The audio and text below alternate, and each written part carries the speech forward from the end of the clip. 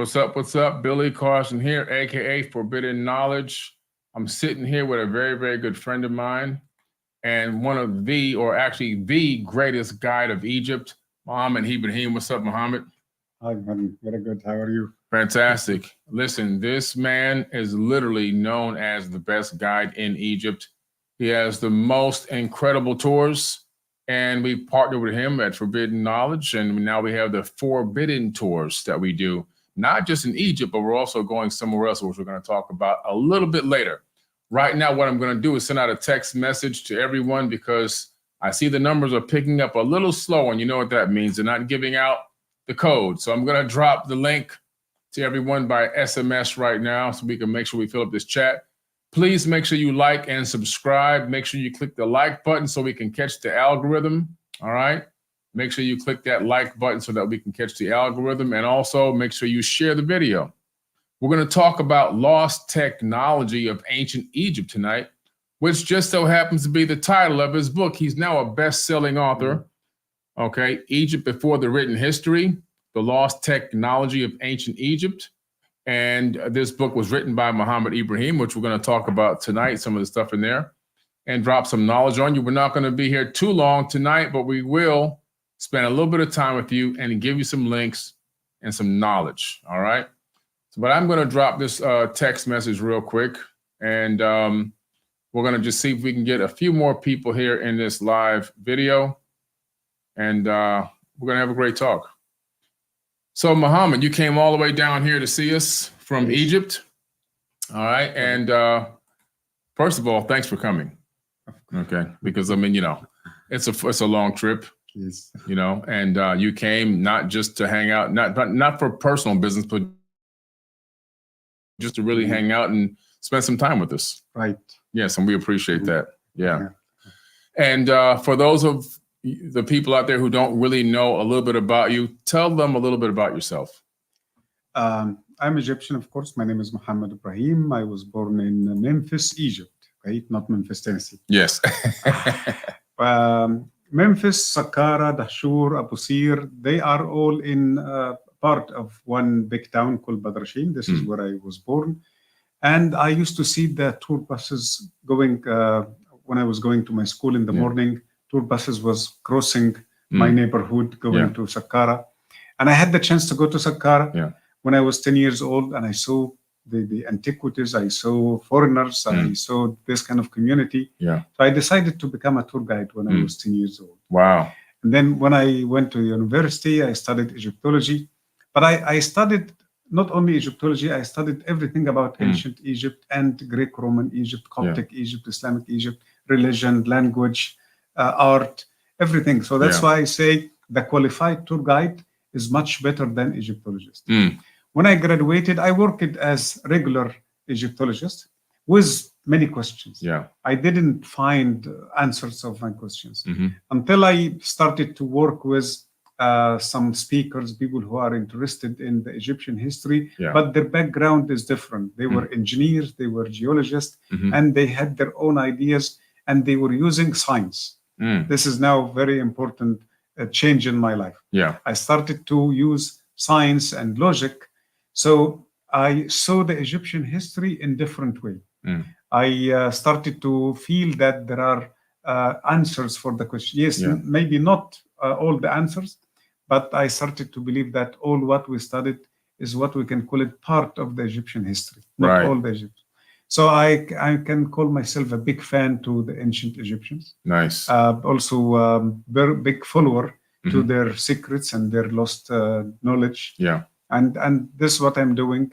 Right. Okay. And I lead tours, as you mentioned, for 22 years now. And I'm trying to give the best example of guiding, because I love people to keep coming to Egypt for many reasons. But the main reason for me is to share our knowledge together. When I see them, we talk, we share stories.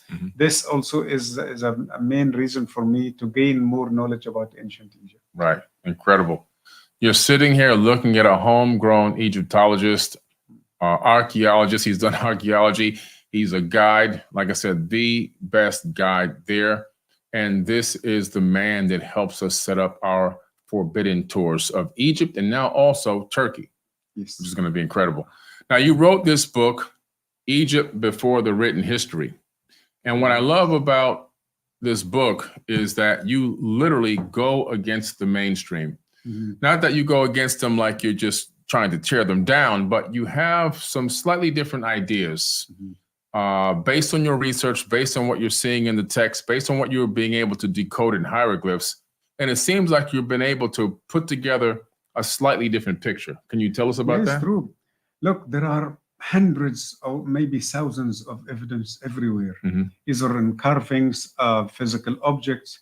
The Egyptian Museum, as an example, full of strange, high-quality, fancy jars. And when you check the labels given by the museum administration, you find that they put them or attribute them to an era called pre-dynastic. And pre-dynastic, for sure, where a group of people had very simple tools. Okay.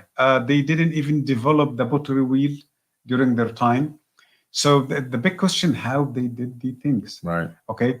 But later, I didn't ask this question. I said, are there any options or chances that other group of people did that? Yeah. And those people inherited this. So I started to put together also some other evidence, how old the existence of people or mankind in Egypt. Right.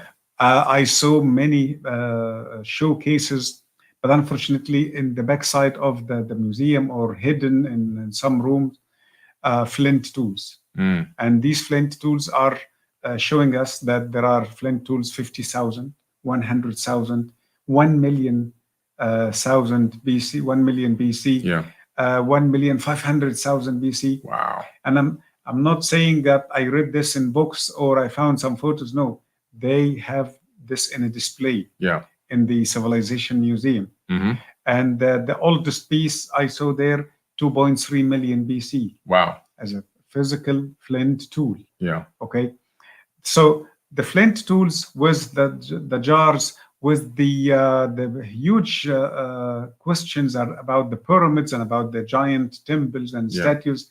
These are all leading to a different story. Right. And it will be like shame and it will be like unfair not to pay attention to this evidence. Unfortunately, that was happening for many, many years, more than 30 or 50 years, that the people ignore this evidence. They don't pay attention. Okay. But I decided to put these stories together, these evidence together, and I managed to put them on this book. Nice. It's an amazing book. This is some really good reading. As you can see, this book is thick. It's over 300 pages, 377 pages. I wrote the foreword to this book, and this book is just really, really amazing. This is my personally autographed signed copy. But I'm going to read the foreword, and then we're going to talk about some things that you discovered there.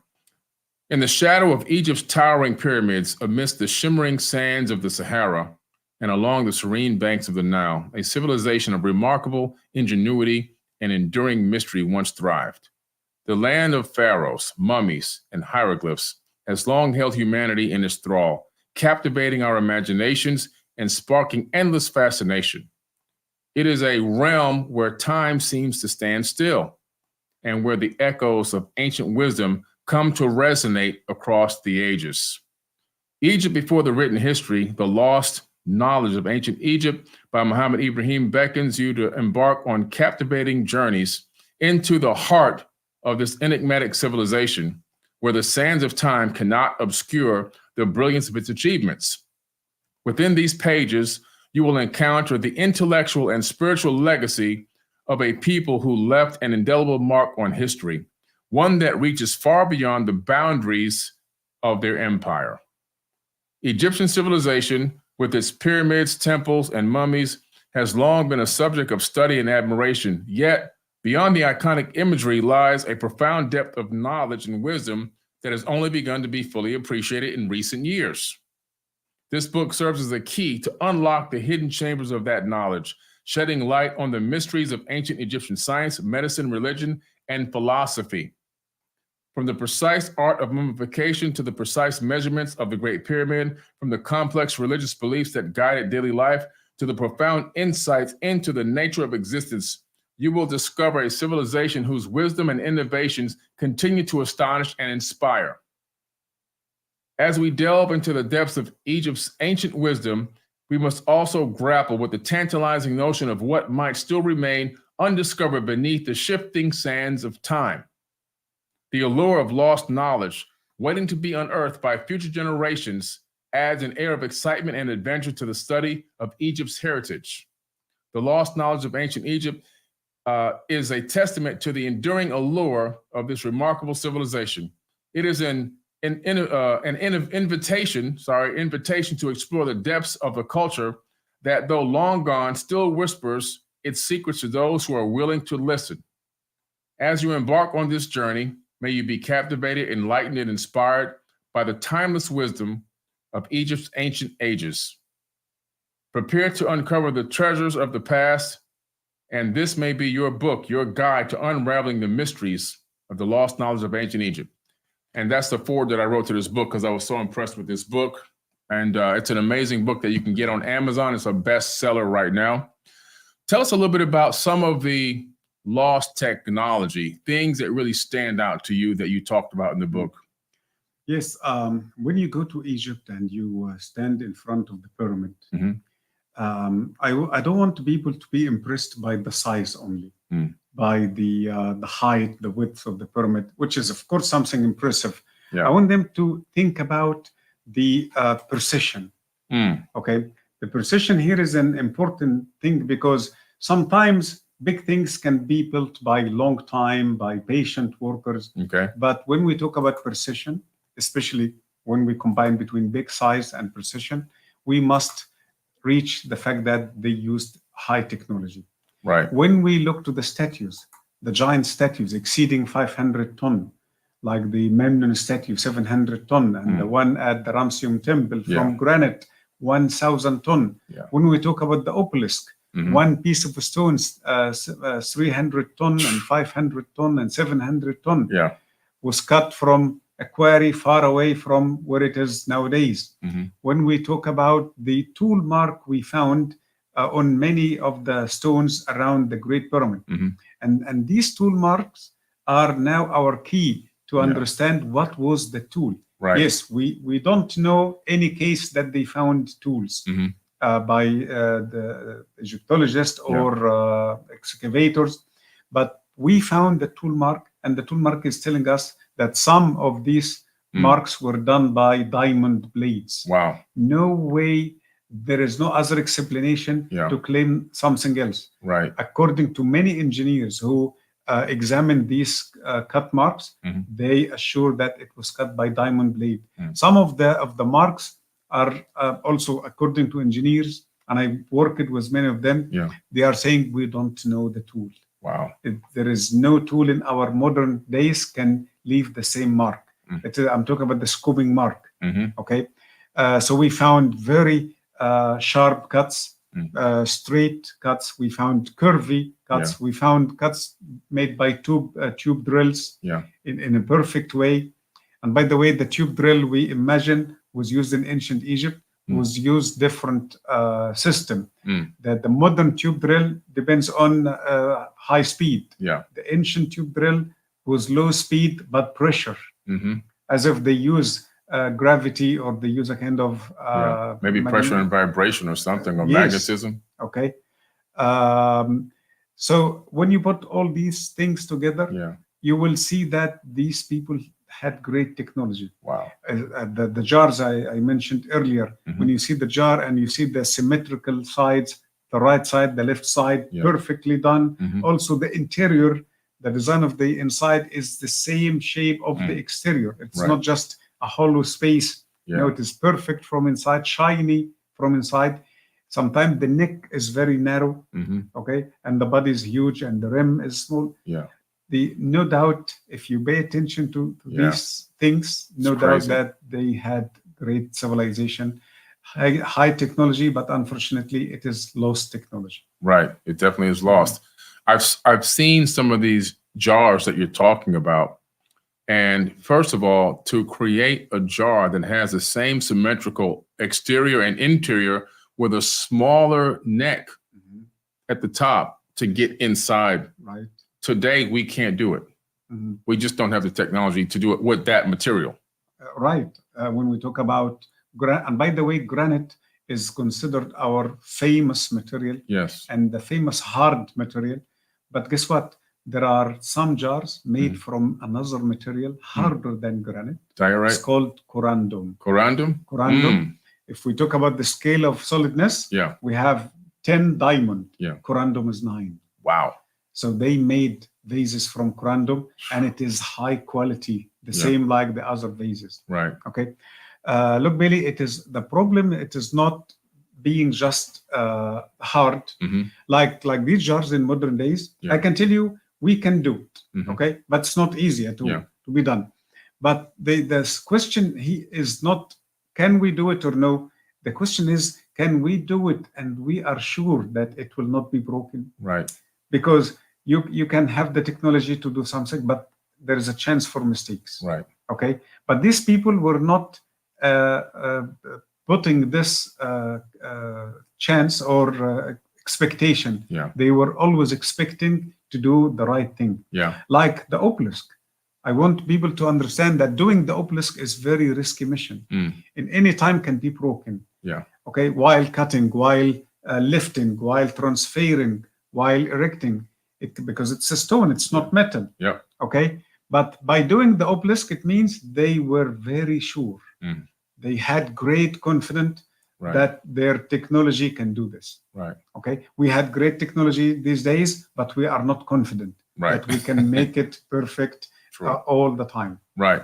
And speaking about the obelisk, now, what's one of the biggest obelisks that have been properly taken out of the quarry and lifted up? The one in Karnak Temple, the one attributed to Hatshepsut. Hatshepsut. This obelisk, the estimate weight is about 600 to 700 tons. 600 to 700 tons. One piece. One piece. One solid piece with almost like laser etched hieroglyphs into them. Now, what's interesting about this, the story is that they supposedly take this, the mainstream story is that they just take it out of this quarry using water or the story that I got was really strange. Water bags that would be filled up and it would squeeze it away from the side of the, it was a weird story. That guy told me a bad story years and years ago. But anyway, and then they would put it on a boat.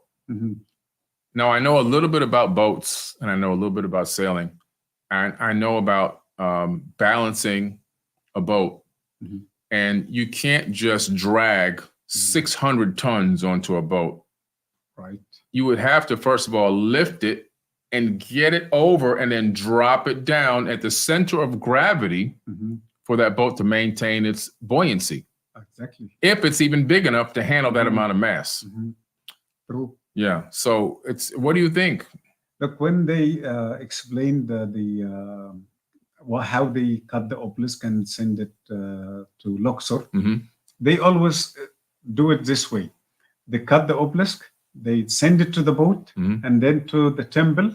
And by the way, it is not only how they put the obelisk on top of the boat, also how they take it down out of the boat. Okay, with this heavy weight, and how the boat can still in good balance with this. But there is one big question: if we escape how they cut, okay, the first step after they cut is how they lift it out of the groove.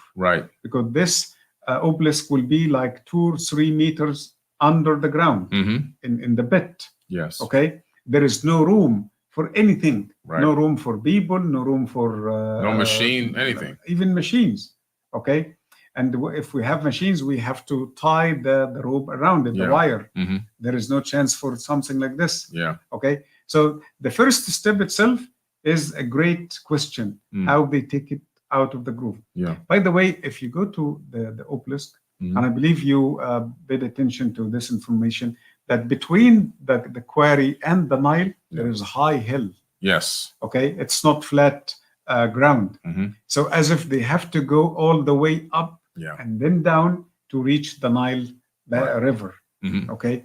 And as I said, any chance or any moment there is misbalance with this long piece. We talk about 24 meters, 28 meters, and the unfinished one, 34 meters. Ooh. So if there is misbalance, and it is, if we talk about primitive techniques, this will happen. No way. It's going to break. It must have. It will break because of the heavy pressure on the two sides. Right. Okay. But it made it safe to the temple.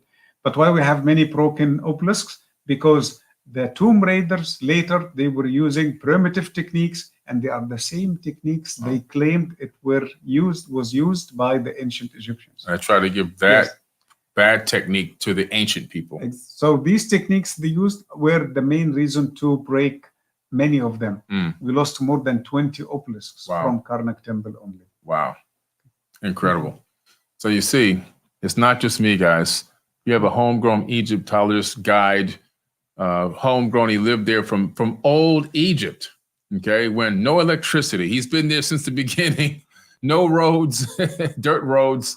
He's seen the whole place develop over the years, over the decades to where it is now.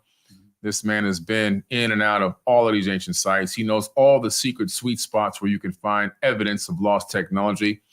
You remember that one stone you took me to in our group where we saw the tool marks? It was in Giza. It was a stone, a granite piece on the ground, or maybe it was granite. And it had all the little tiny striations from the tool mark in the actual stone. And you were saying something interesting. If it was a full-size bit, it wouldn't work. You would need something very thin to make those grooves. Right. Yeah. Yes. As I said, we found different tool marks. We found different cuts. Some are big, so it requires big machine, big blade. Some are medium size, so it requires like a small disc blade. And some are very tiny. Okay.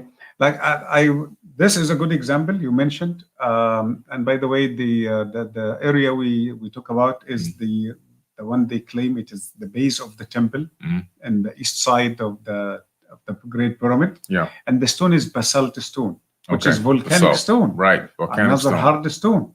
Okay. So it's not only granite, and the granite is not the only thing they deal with.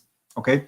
But if you allow me to bring another example, the statue at the Ramses temple, the small statue, the head. Yes. They made the ear in a perfect way. Yeah. And when you look inside the ear, you see what I call it the tiny details, which is still diorite, as you said. Yeah. So it is hard material. So they need a power tool to do it, but no space for big blade. Right. So they must have a small blade, maybe like the dentist drill. Right. But all the vibration will be against this tip. It will be broken. It will snap. Yes. So our technology would snap. Okay. So they must develop another type of technology. And I can compare, and I always do this. One of the hotels we use for accommodation, there is an artist having a contract with them, selling his art, statues and the small heads. Yeah. Okay. One day after I had breakfast, I was walking out and I saw the head of the statue. I liked the art. Yeah. So I went close and I looked to the ear.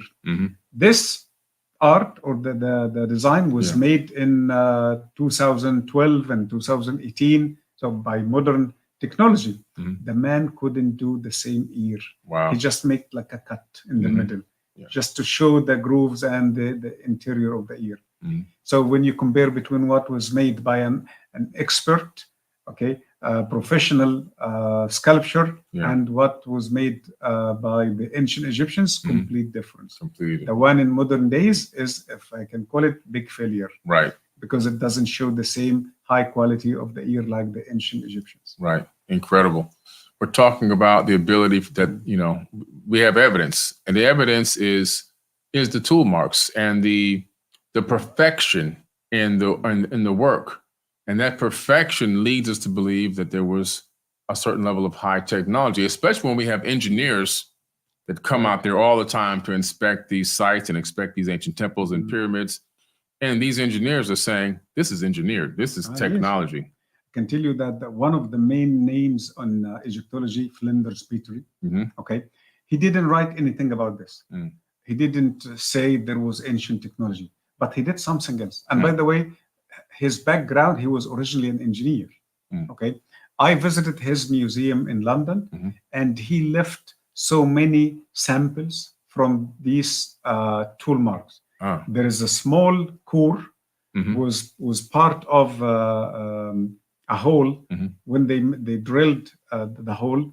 Okay, the result was that core. So he kept this core, and he wanted this core to be exhibited in his museum, so people can come and do analysis to the core and understand the speed of the drill, maybe the material of the drill. So he didn't say anything, but he left evidence for us. Nice. And that core, yes, as if his target was completed. Okay, hundreds of engineers went there and they did analysis, and they because of this core, they understood that the drill was slow drill, was cutting 1 millimeter every one round. Wow. Because the space between striations is 1 millimeter each. Wow. All the way to the end. That's incredible. We don't have any tool that can do that right now. Our modern tools, yes, because of the high speed, the striations are eroded on the way in, okay, being polished. Correct. That's why you see one, and then after 5 or 10 millimeters, you see another one, and then 3 millimeters. But the ancient Egyptian one, no, it is 1 every millimeter. You can see them. You can feel it. Not only in that case, all the other cases. Yeah. All the other examples, 1 millimeter almost. Incredible. Mind-blowing stuff, guys. This is, why we encourage people to come with us to Egypt, and we're also going to Turkey. I'm looking this way because I'm talking to the people on TikTok. We have a forbidden tour of Egypt, forbidden tour of Turkey. And I'm just telling you, when you come with us, you just learn so much. This man is a wealth of knowledge, and I love learning. I never proclaim to know everything. And what I love about Mohammed is a lot of our knowledge is on the same frequency. Yes, there are some differences here and there, but for the most part, I would say about 80 to 85%, we agree almost on everything. It's really incredible. And what more can you ask for than to be able to sit with somebody and really exchange knowledge back and forth and get really good input, and even get different hypotheses that can change even your own understanding. This is why we do these forbidden tours, not to go get the mainstream tour, but to get the real forbidden tour of Egypt. 1, 2, 3.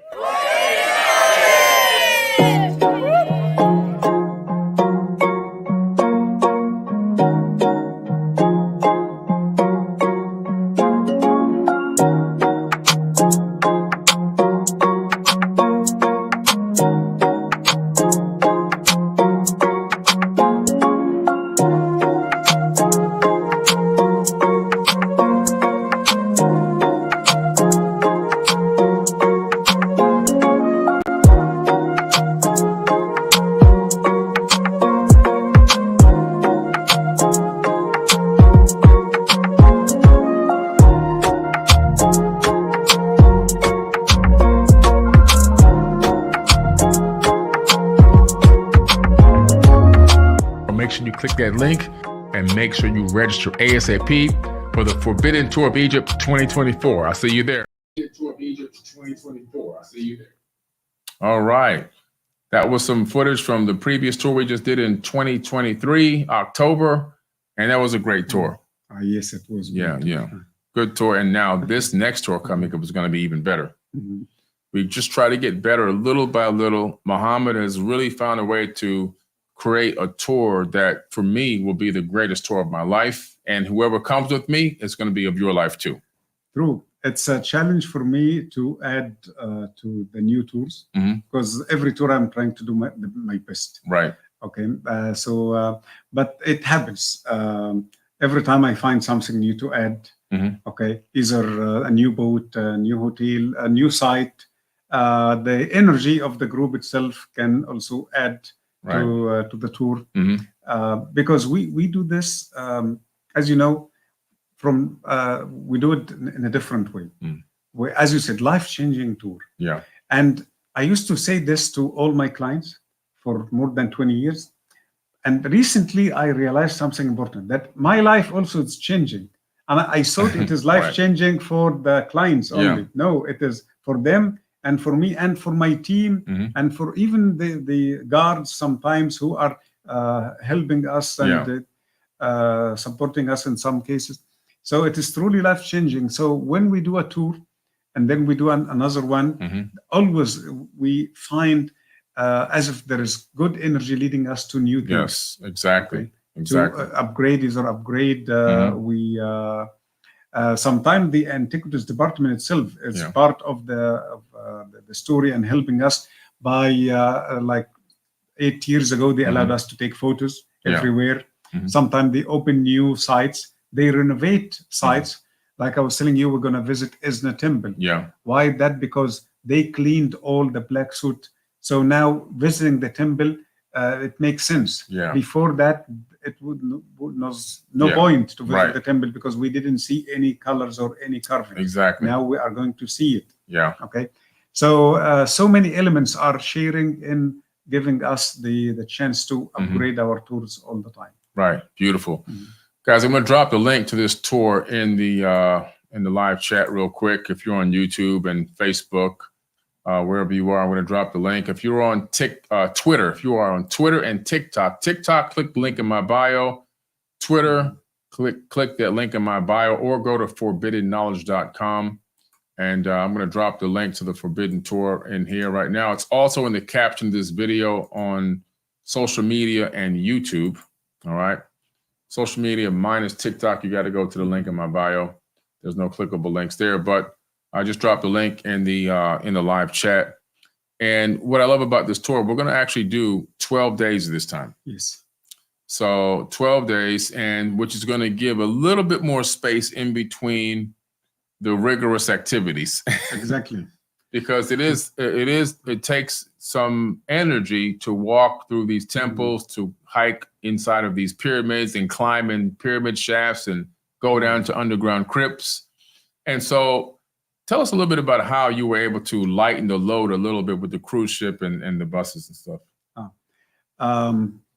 The cruise ship is an important part of the tour. I always tell my clients every day, tomorrow is going to be better. Tomorrow is going to be better. And it happens every day because we designed, and you, Forbidden Knowledge was part of this, the tour to get better slowly every day.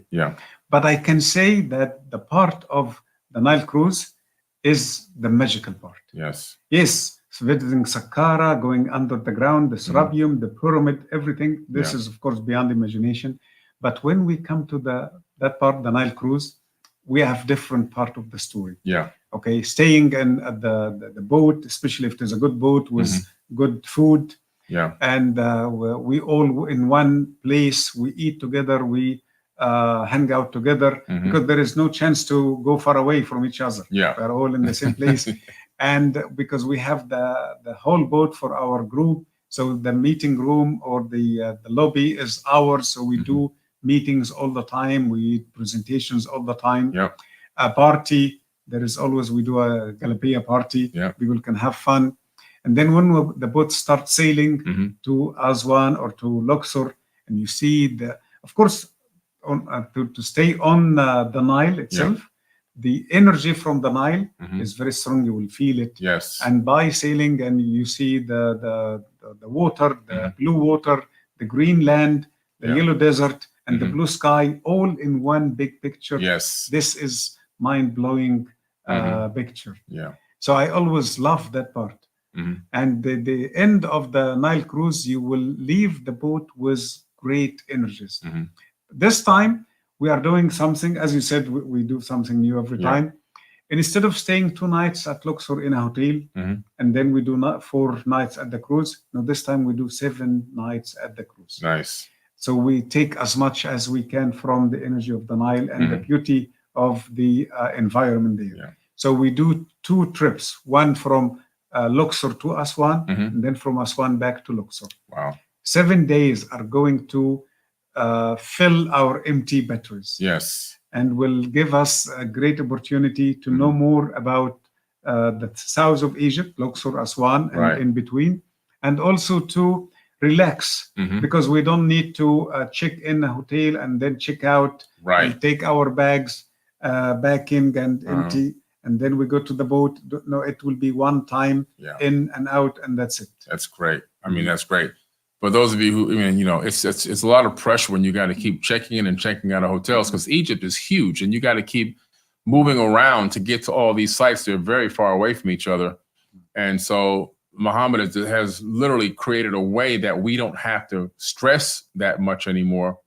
And being on the boat helps a lot with the ship because we have a lot of food, good food too. Exactly.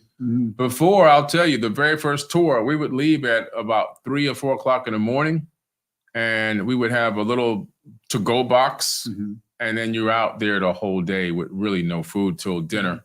That wasn't your tour. That was the very first one we did.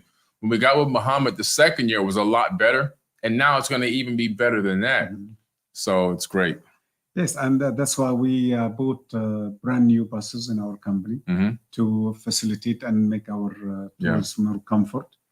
As you realize, in our tour, in long drives, if we are able to move the boat to even the half distance, the midway, like we did in Dendara.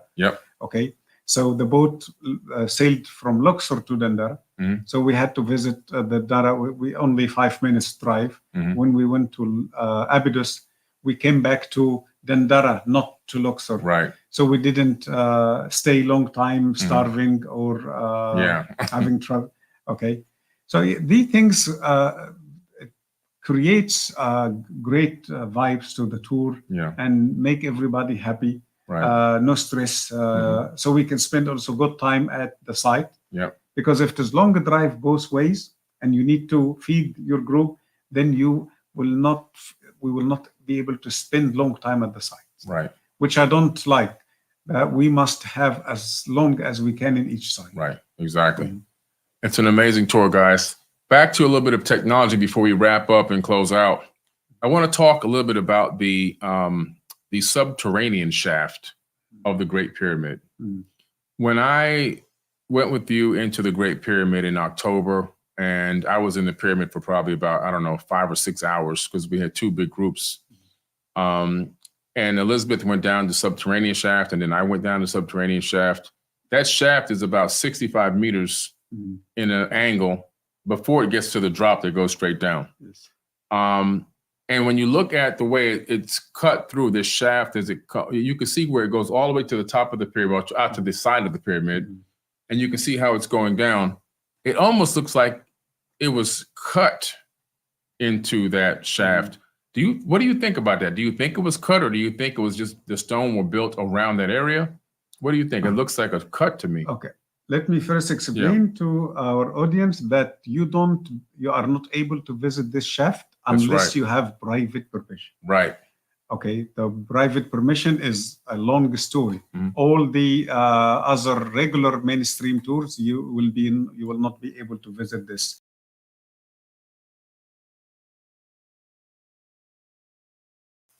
Okay, go ahead. So when we talk about the subterranean, 65 meters, yes. The first 15 meters are the body of the pyramid itself. So you go under and it will be the blocks. Okay. And then after 15 meters, it is the bedrock and solid bedrock. So they had to hack all the stone with an angle between 35 and 40 degrees. Okay. All the way, the same angle, the same angle, all the way down. All the way down.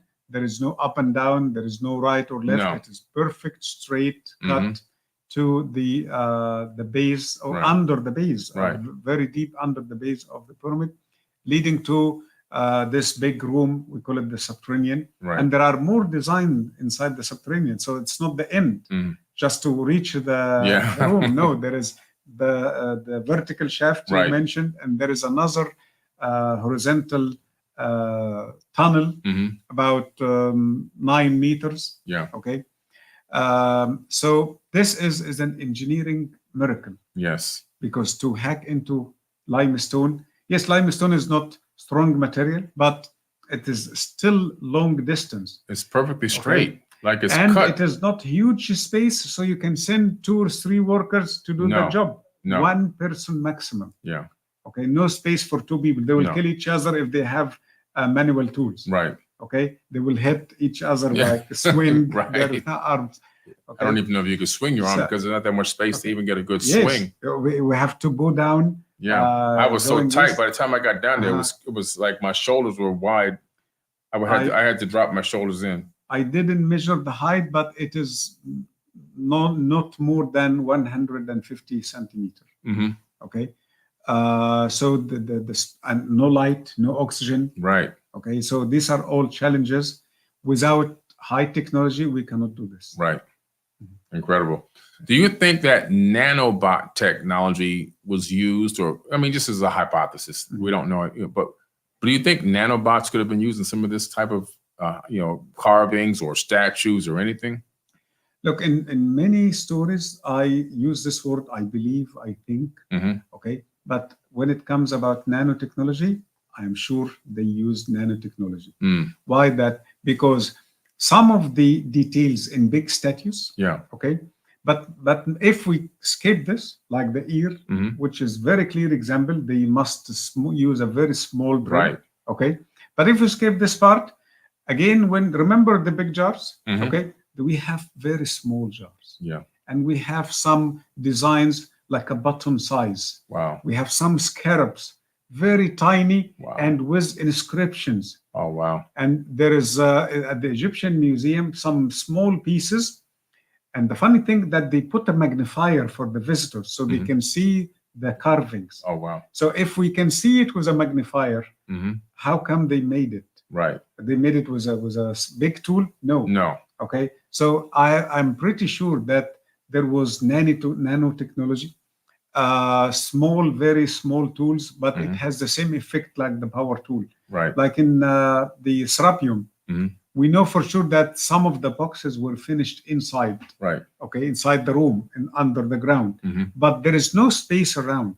There is no space for the workers to move around. Exactly. Okay? So what kind of technology? Either nanotechnology or a kind of wireless technology. Right. So I can add to your question that yes, they use nanotechnology and wireless technology. Wow, incredible.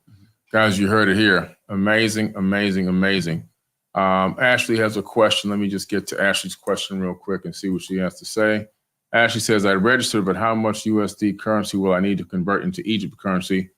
You don't need to convert anything into Egypt currency. Yes, the US dollar is widely used in Egypt and almost everywhere. Credit cards are widely used. Yeah. But let's say if you will deal with the government buying extra ticket or something, so you need to convert like $100 or $200 maximum. Yeah, right, exactly. Yep. All right, thank you. Stimulate my mind. Email business@forbiddenknowledge.com. Thank you so much. Yeah, so just fine with American. I just go with American dollars, and sometimes I just go to the ATM machine if I need money. Exactly. Yes, too. It's very simple, very easy. It's amazing, man. Just seeing this place and the technology that had to have been used. The Ramesseum, that's diorite. Yes, diorite and granite. And granite, diorite and granite, crystal. Yes. So it's 1,000 tons. That means that 40% or maybe so is crystal.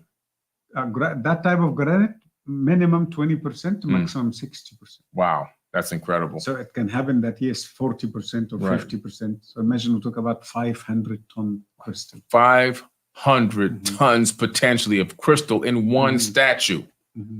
That is made so incredibly. It's the work. I can't even tell you on this video. You have to go and actually see this with your own eyes to believe what was done, what was accomplished by these people. And the fact that it's made with that much crystal, that much crystal is inside the actual stone. To me, it means that they were believing that these statues were alive because crystal is alive. Crystal, as we know, it can replicate itself. It can communicate. It can send and receive information. It can grow.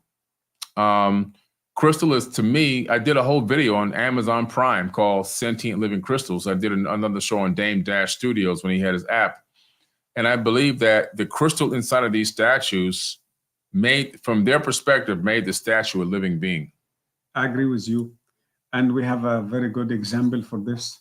maybe the statue is not crystal, but it tells us that the statues with this kind of activation or energy is called Seshep Ankh, the Sphinx.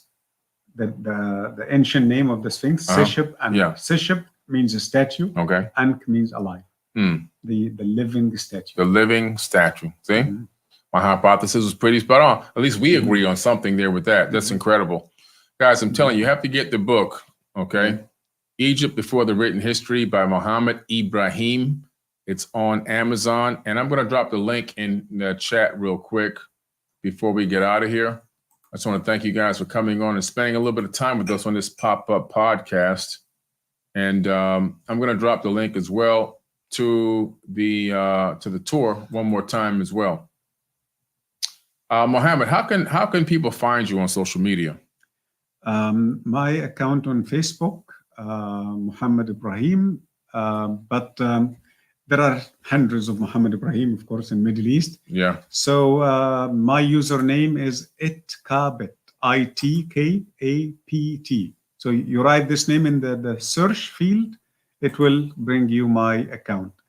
Also on Instagram, the Guide of Egypt, Mohammed Ibrahim. And there is my website, or my company website, Sabatours, Saba.com, sabatours.com, www.sabatours.com. All right, guys. Listen, we wish we could spend the whole night with you. We just had a great dinner. We're here just really having a great time hanging out with him and his beautiful wife, Noha. And we will be back again soon. Make sure you click the link in the caption of this video. And make sure you please share this video. And also check out the Better Business Bureau for Forbidden Knowledge and Trustpilot. And you will find that we have a 5-star rating on both. Okay? So catch us there. And please share this video. Make sure you get the book. And we will see you guys again tomorrow, because we're going to hop on one more time. All right? Anyway, thanks for hopping on, guys. We love you guys. Peace. TikTok. If you're still hanging out with us, thank you for hopping on. Make sure you click the link in my bio and get the book from Mohammed Ibrahim, or go to Amazon.com and get the book as well. All right. And check out my new book too, The Epic of Humanity. All right. The Epic of Humanity.